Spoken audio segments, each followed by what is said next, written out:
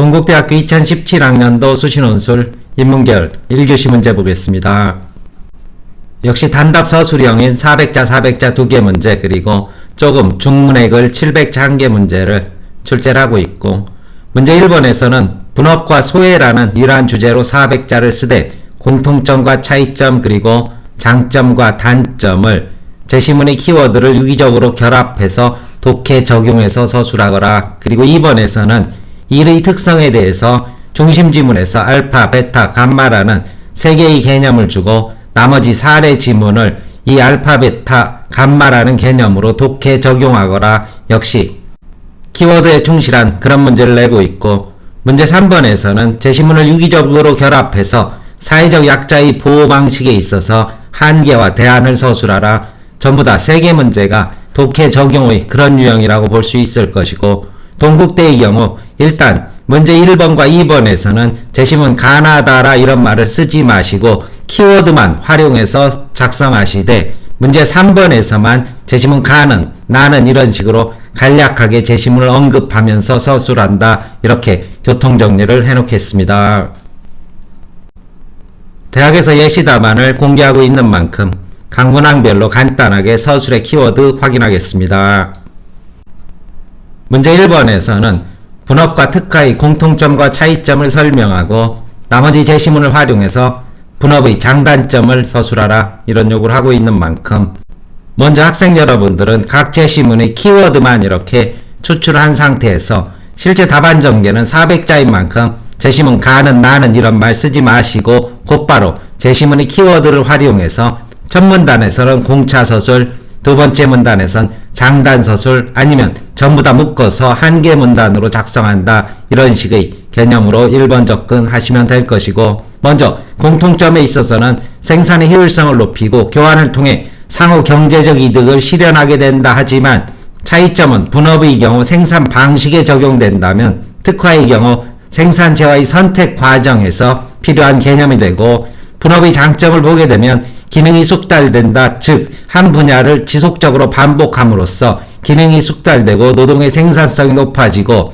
또 분야가 좁은 만큼 비숙련공을 고용함으로써 기업 측에서는 생산비를 절감해서 대량 생산을 유도할 수 있다. 이 부분에서 제시문 라가 양면적인 활용이 된다는 사실도 역시 눈여겨볼 필요가 있는데, 단점의 경우에 있어서 단순 반복 노동은 인간이 노동에서 소외된다. 즉, 노동의 주체가 아니라 노동의 객체로 전락하게 되고 전문 분야의 장인이 사라지고 기계에 의해서 인간이 노동이 대체되는 현상은 역시 라에서 뽑을 수 있는 양면성의 단점이 된다. 이런 식의 키워드로 1번 답안 작성하시면 될 것입니다.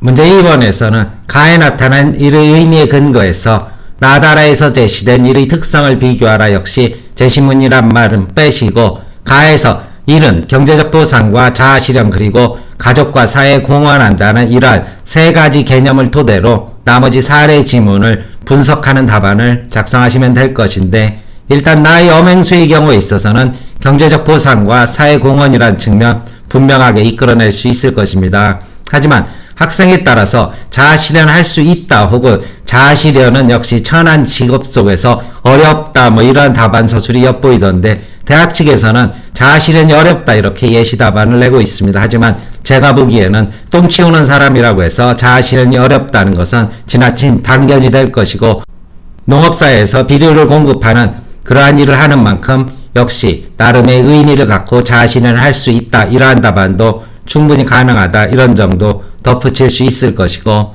제시문 다의 경우에도 역시 약간의 애매성이 있었습니다. 학생들에 따라서 여기에서는 조선 노동자가 바로 주체이냐 아니면 이를 팔아넘기는 거간꾼이 주체인가, 이 부분에 대한 명확성이 떨어져서 학생들이 약간의 애매함을 느끼기도 했는데, 일단 조선 노동자를 주체로 보게 된다면 일시적인 보수는 받겠지만 장기적으로 제대로 된 보수도 받지 못하고 자아실현과 사회적 공헌이 어렵다. 나머지는 모두 실패다. 이렇게 볼 수 있을 것입니다. 최근에 개봉한 군함도에서 이것을 여실히 보여주고 있고, 거간꾼의 입장에서 본다면 이 사람의 일의 속성이라는 측면에서 본다면 자신의 경제적 보상만 충족하되 자아실현과 사회적 공헌은 물론 실패한 것이고 나아가서 사회의 공공의 적인 그러한 인물이다 이렇게 볼 수 있을 것이고, 재시문 라의 경우 장승업은 경제적 보상에 연연하지 않은 예술가의 장인 정신을 보여주고 있다. 따라서 자아실현 오케이, 그리고 사회적 공헌은 사회 미적 세계의 창출이란 부분에서 당연히 의미가 있다. 이러한 식의 서술 해줄 수 있을 것입니다.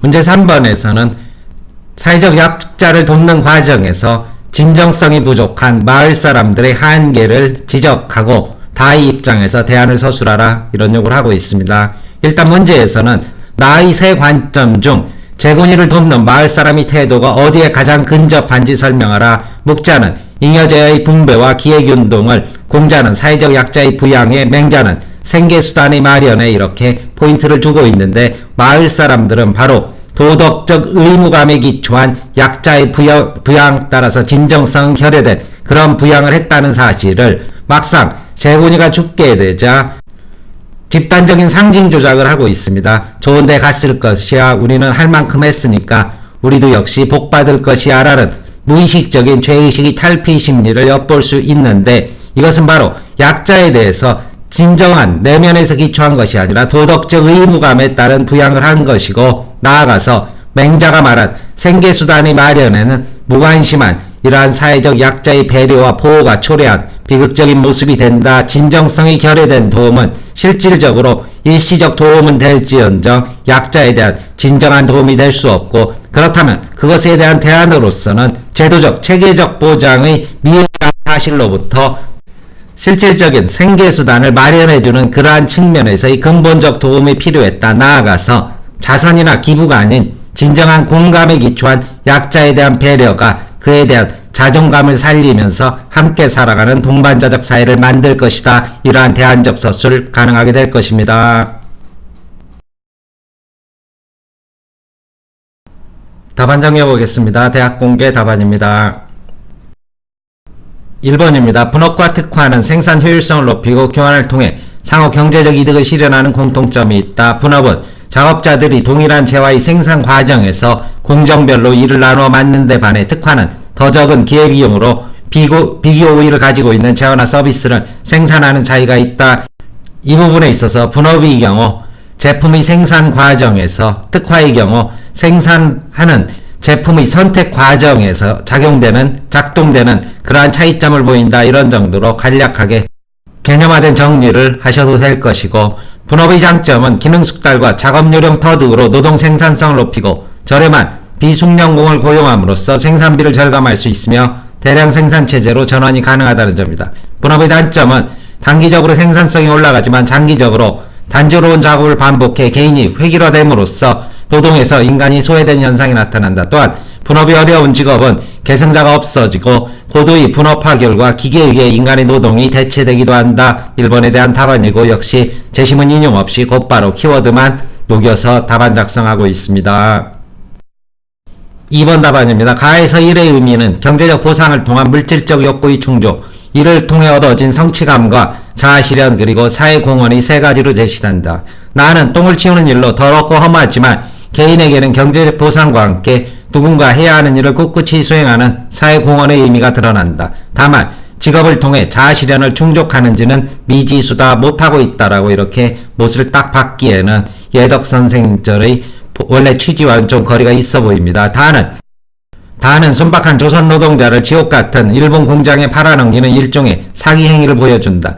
경제적 보상은 충분하지만 사회적으로 큰 해악을 끼치며 인간으로서의 존엄성이 파괴된다라는 다른 제시문에 비해 경제적 보상이 중요하지 않다. 그보다는 이를 통한 자아실현과 예술을 통한 영속적 가치 표현이라는 사회적 가치를 수행함으로써 사회공헌의 측면이 두드러진다. 2번 답안의 작성에 있어서 보통의 경우 이거 빼버리고 일은 어떠한 의미를 가지게 된다. 엄행수는 이렇게 해도 제시문은 이렇게 쓰지 않아도 될 것입니다. 엄행수는, 그리고 다의 경우도 다에서는 이란 말 빼시고 일제시대 노동자를 일본에 팔아먹는 거강꾼은 역시 라 빼고 장승업은 이런 식으로 최대한 압축해서 답안 작성하거라. 왜냐? 400자 분량인 만큼 자칫하면 키워드를 놓칠 수 있기 때문입니다. 3번 답안입니다. 재건이의 불행은 사회적 약자의 복지 향상을 위한 다양한 정책 대안을 통해 개선될 수 있다. 재건이는 경제적 자립 능력이 없으므로 국가나 마을 단위에서 최소생활 기반을 보장해 주어야 한다.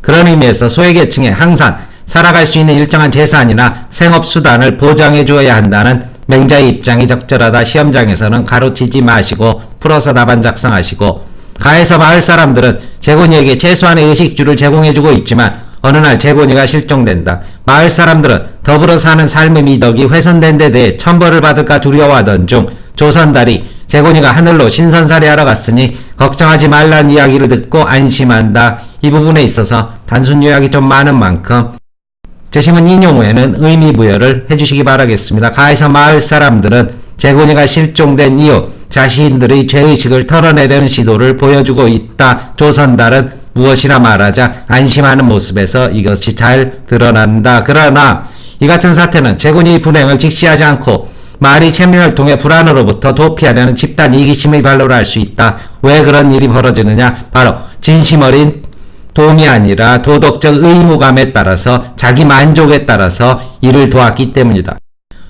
재곤이 실종 혹은 죽음은 제도적 보장이 부실한 데서 기인하거나 제도만으로 해결되지 않는 배려와 소통의 부재에서 비롯된다. 진정한 나눔이 필요한 것이다. 정책적 대안으로 해결하지 못하는 부분은 이 부분에 있어서도 바로 공감에 기초한 이런 말 넣어주면 명확해질 것입니다.